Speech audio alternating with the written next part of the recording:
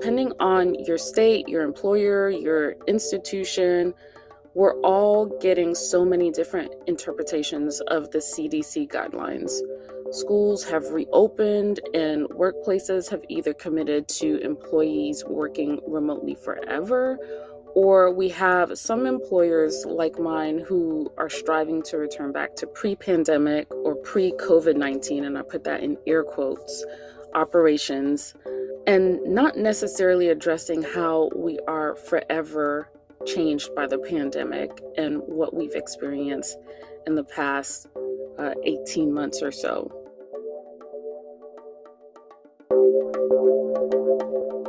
Welcome to the Writing on My Mind podcast. I'm your host, Dr. Emmanuela Stanislaus, doctorate coach and diversity consultant.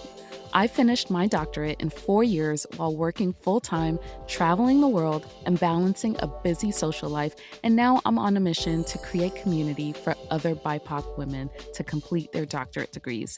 Join me as I discuss the ups and downs of pursuing a doctoral degree. I'll be sharing personal stories, and I'm bringing some friends along for revealing conversations about their doctoral journey and provide inspiration for others to level up as doc students.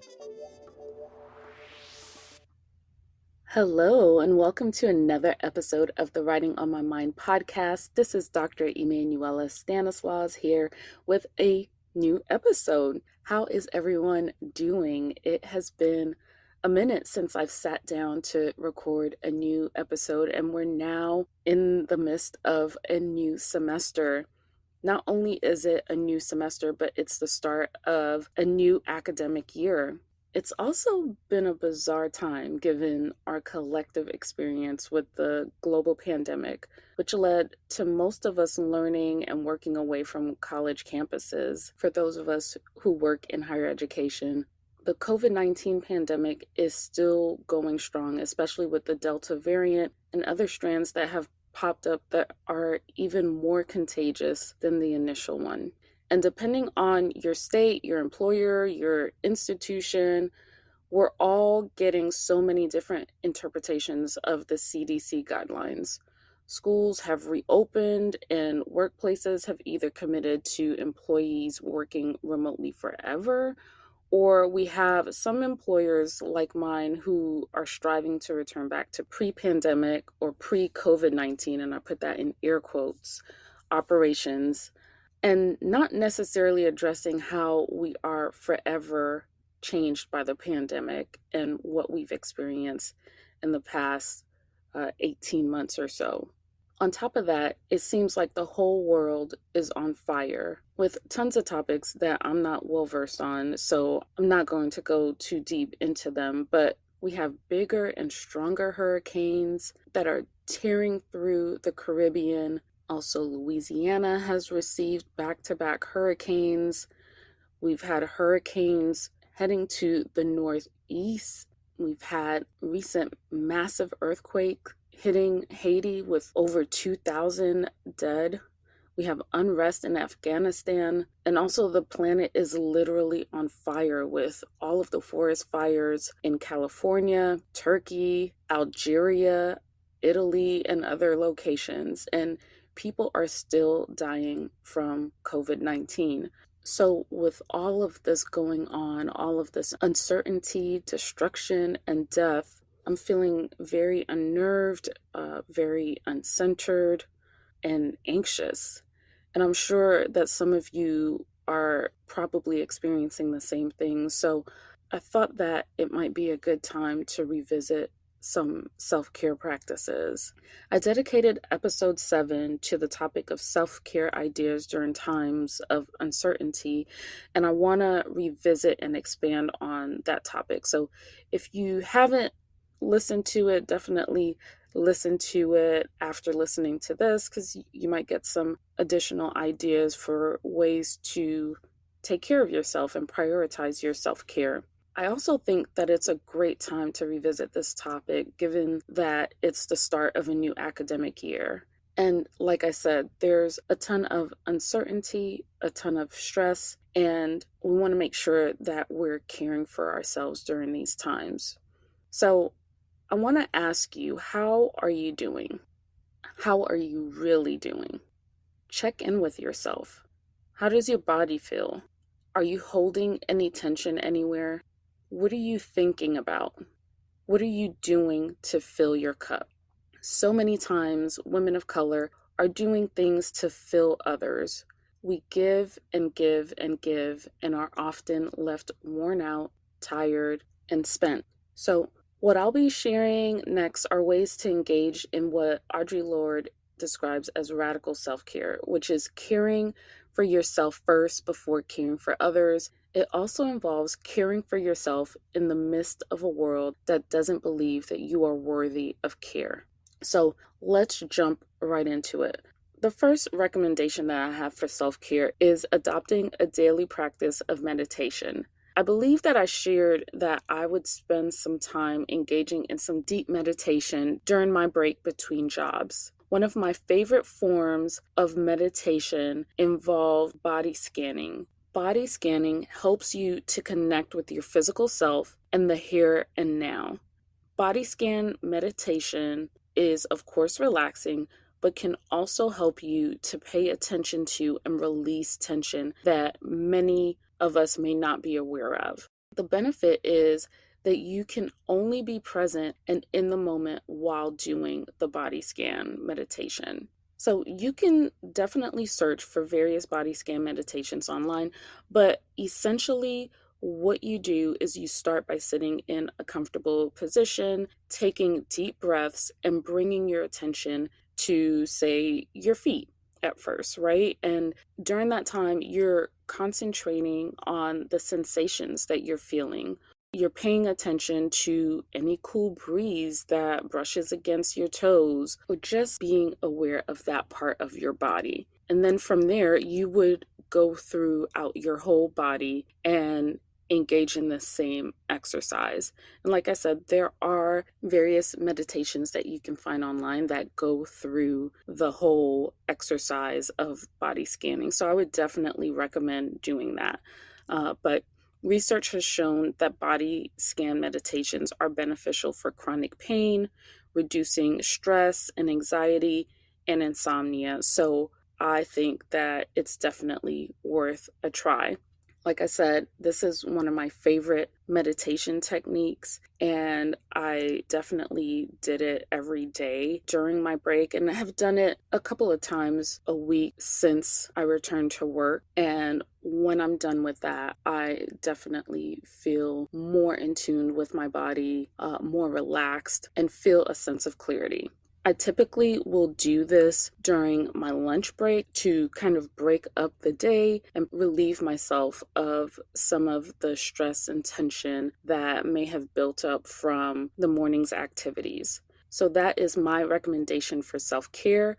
Number one, adopt a daily practice of meditation. My second recommendation is get some fresh air. Go out for a walk or a run. Do whatever you can to get some fresh air. I notice that my mood instantly improves once I'm outside taking in some fresh air and getting some vitamin D. I get energized to take on whatever's on my agenda whenever I do that. I'm more of a walker, so you won't really see me out there going for a run, but I tend to maybe walk for like somewhere between a mile or two.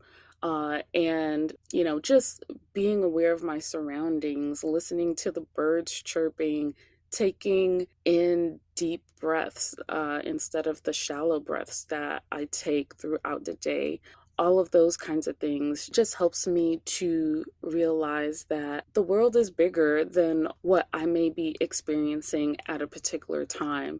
And it just helps me to reconnect with nature and just have a mini reset. So that is number two on my list of recommendations for self-care, which is get some fresh air. Recommendation number three is talk to people who fill you up. You need to know who these people are and reach out to them when you need a boost. Some of these are people who reach out to you and check up on you on a regular basis. These are people who listen to you when you need a sounding board. They don't drain you or engage in a one-way relationship where it's take, take, take. And for me, one of the people that fills me up is my mother, who reminds me every day that I am loved, that she is proud of me, and keeps me prayed up. And also on this list are some of my girlfriends who encourage me to do the scary things that I might feel like are a little too big. They're there with their constant cheers that encourage me, like, go girl, or yes. All of those things really help me to stay grounded. They fill me up and help me to continue to push through. So that is my recommendation for self-care, surrounding yourself or talking to people who fill you up. Now, number 4 on my recommendation for self-care is daily affirmations. I believe that I've talked about affirmations before on this podcast, and I think that it's worth repeating.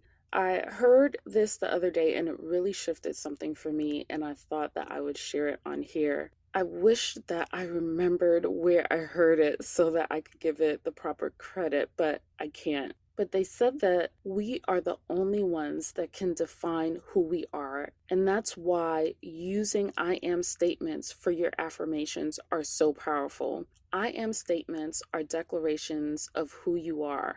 And I want to offer some of my favorite that I've been telling myself recently. I am worthy. I am exactly where I need to be. I am in control of my destiny. I am in possession of what I need. I am kind. I am intelligent. I am in control of my emotions. I am loved.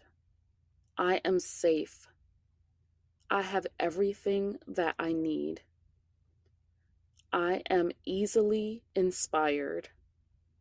I am a person with options. I am deserving to be paid my worth. I am more than my job. I am deserving of rest and care. So those were my favorite and ones that I've been telling myself. And so those I am statements, like I said, they are declarations of who you are. Affirmations remind you who you are and gives you the motivation and encouragement to move forward. I want to challenge you to start every day with your own set of affirmations. I am statements might be a challenge for you, and if they are, I recently discovered that there are videos on YouTube with affirmations that you can listen to and repeat to yourself. So that is my recommendation and challenge for you to incorporate daily affirmations into your life for self-care. My 5th recommendation is to practice and become an expert at saying no. Who have you said no to lately? When someone asks you to do something, do you feel this pull to say yes? Saying no is a great practice for self-care. However, it's really difficult because some people think that saying no will create conflict or will disappoint others. So let's talk about why it's important to say no. It's important to say no because saying yes to someone means saying no to yourself or something that you want or need to do. Saying no allows you to say yes to the things that matter to you. I personally know how hard it can be to say no because I sometimes just feel bad for saying no to someone, especially thinking that they're coming to me because they need the help. However, as I get older, I realize that piece that I said before. When I say yes to someone, I'm essentially saying no to something that I want to do, even if it's saying no to me resting when I really need it. And so I like to offer up a technique that I learned from either the book Getting Things Done or Essentialism. And in the book, they suggest saying, let me check my calendar and get back to you as a way to respond to someone. And it's not necessarily saying that to be more of a maybe, but it's to gather your thoughts. Go to your calendar and see what you have coming up, other commitments that you have, to get a sense of what you have, and then going back to the person and letting them know, hey, I checked my calendar and I don't see how I can possibly assist with this, and leave it at that. No explanation is needed. No is a complete sentence. And from saying no versus saying yes or maybe, and then not fully following through on that commitment, you build more sense of trust and respect by others, in them seeing how you are managing your time and not overextending yourself. So that would be my fifth recommendation, which is to learn to say no and to become more of an expert in that. And now I have my sixth and final recommendation for self care, which is to treat yourself like your plant. And I'm assuming that all of you have at least a plant. If not, I will paint a clear picture for you of what I mean by that. And I think I've told you all that I've gotten into plants, which I may have shared in that previous self care episode, but I am all in now. I think I have like 14 plants. I have 14 plants in total, and I have learned a lot about self care from caring for my plants. So, the basic things that you need to have healthy plants are a good balance of water, access to sun, a good soil medium, and air circulation. So, in terms of water, too much water can result in drooping or yellowing leaves. It can also create an environment for root rot, which is something that you don't want, where it's technically that the roots are rotting because they've been sitting in wet soil and they're not able to absorb the water, and the plant just ends up dying. So, on the other end of that, too little watering can cause drooping as well and limited growth. Now, with sun, too much sun can cause the leaves of the plant to burn, and too little sun can cause limited growth, can cause the soil to be damp for longer periods of time, which can lead to both root rot and yellowing leaves. The soil medium is very important for growth as it provides the perfect environment for root health, which impacts the plant as a whole. With the right soil medium, you're providing the right nutrients and allowing for good drainage, as the point of good drainage is to make sure that the roots are not just sitting in water, which again creates root rot. And then finally, air circulation just helps with the overall environment of the plant. Air circulation has to do with the environment of the plant, especially as we talk about indoor plants. You don't want it to sit right next to an air conditioner vent or right next to the heater, right? You want it to be in the right position as to not catch, drafts from the AC that can be harsh to it, or the heat that can dry it out. And so all of those things are important to good plant health. And how does this relate to you as a person? You need to drink enough water to stay hydrated, which impacts everything within your body. You need to make sure that you get your daily dose of sun, which impacts your mood. You need to make sure that your environment is conducive to your growth, right? And so, what types of messages are you saying to yourself? And who are you allowing into your space? What are they telling you? How are they encouraging you to grow? And also, with the environment, how does your home inspire you to be your best? So, all of those kinds of things are things that I've kind of learned from caring for my plants. If I am watering my plants, I need to think about, when's the last time I had a drink of water? If I'm trying to make sure that they're getting the proper amount of sun for growth, I need to incorporate sun into my daily routine as well. And so those kinds of things are just really helping me to think about myself. And so, sorry for the nerdy moment in terms of plants, but I really have been thinking about that lately as I try to figure out things that are wrong with my plants and trying to find the right balance with different things. So, hopefully that helps. So, with self care is going to look very different for all of us because we all have different needs. What I've shared are some ideas to complement what I discussed in episode 7. I think that it's important to revisit self care from time to time to get a pulse of where you are and to pivot.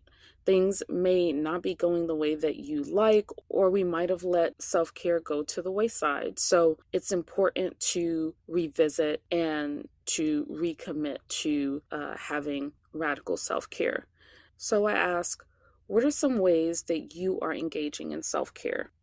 What are some practices that you are putting in place to prioritize self care on a daily basis? So that's that for this whole episode. And so I appreciate you all giving the show a listen. Don't forget to rate and review the show, and I will see you on the next episode. Bye. Thank you for listening to another episode of the Writing on My Mind podcast. If you'd like to support the podcast, make sure you subscribe and rate the show on Apple Podcasts and spread the word to other women of color doctoral students to grow our community. Be sure to follow me on Instagram and Twitter at Dr. Emmanuela. And if you're looking for a group of real women of color doctoral students to help you accomplish your goals, join the Writing on My Mind community by visiting writingonmymindpodcast.com. See you on the next episode.